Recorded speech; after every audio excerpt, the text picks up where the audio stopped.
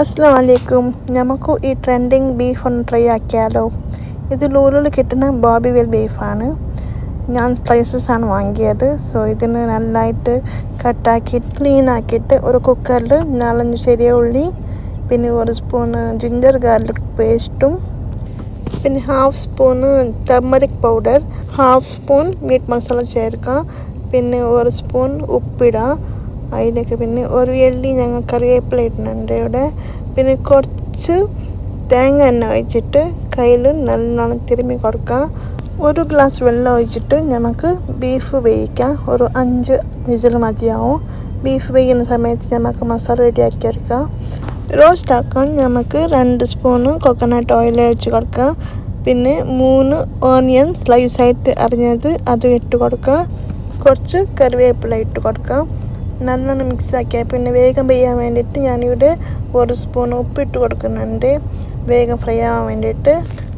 പിന്നെ ഇതിലേക്ക് 1 spoon ginger garlic paste ഇട്ട് കൊടുക്കാം. അത് നല്ലോണം ഫ്രൈ ആക്കണം, അതിൻ്റെ പച്ചമണം മാറുന്നത് വരെ. ഇപ്പോൾ പൊടികളിടാം.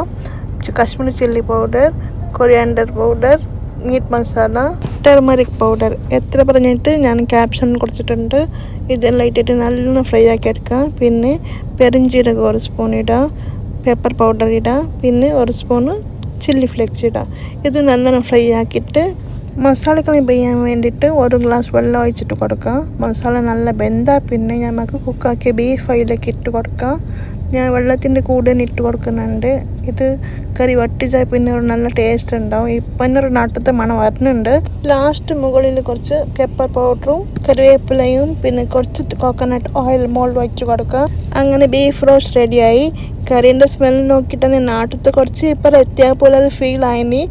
ബീഫ് നല്ല സോഫ്റ്റായിട്ട് ടെൻഡറായിട്ടുണ്ട്, നല്ല ടേസ്റ്റ് ഉണ്ട്. ഞങ്ങൾ ഇതിന് മീറ്റ് പൊറോട്ടൻ്റെ കൂടെയാണ് ട്രൈ ആക്കിയത്. നല്ല കോമ്പിനേഷൻ ആയിരുന്നു.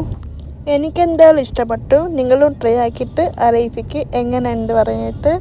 Thank you.